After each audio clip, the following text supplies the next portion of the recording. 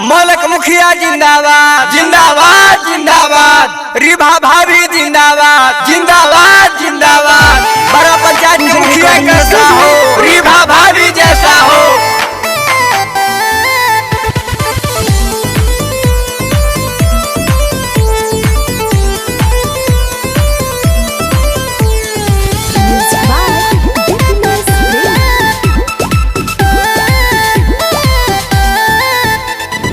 भैया हो भाभी सुना जानी तू भुलाई हा, रिभा भाभी के जीतई हा हो। शिक्षित सहयोग बानी रिभा भाभी, इन्हीं के मुखिया बनई हा हो। भैया हो भाभी सुना जानी तू भुलाई हा, रिभा भाभी के जीतई हा हो। शिक्षित सहयोग बानी रिभा भाभी, इन्हीं के मुखिया बनई हा हो।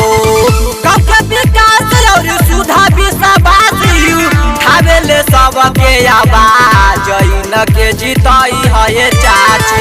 कैले बानी जम के विकास, इन के जीतई है चाची। कैले बानी जम के विकास, इन के जीतई है चाची। इनकलाब जिंदाबाद जिंदाबाद जिंदाबाद। मलक मुखिया जिंदाबाद जिंदाबाद जिंदाबाद। रिभा भाभी जिंदाबाद जिंदाबाद जिंदाबाद।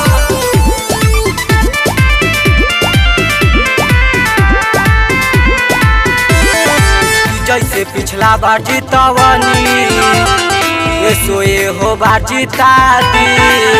बचल बारे जवन कममा, हो बार में पूरा दी। जैसे पिछला बार जीतवनी, सोए हो बार जीता दी। बचल बारे जवन कममा, हो बार में पूरा दी। नाला सड़क कोने कोने बनवैले, चमकत बाटे पूरा गाँव। फिर से जीतई है चाची। कैले बानी जम के विकास, फिर से जीतई है चाची। कैले बानी जम के विकास, फिर से जीतई है चाचा। मलक मुखिया जिंदाबाद जिंदाबाद जिंदाबाद। रिभा भाभी जिंदाबाद जिंदाबाद जिंदाबाद। बड़ा पंचायत के मुखिया कैसा हो, रिभा भाभी जैसा हो।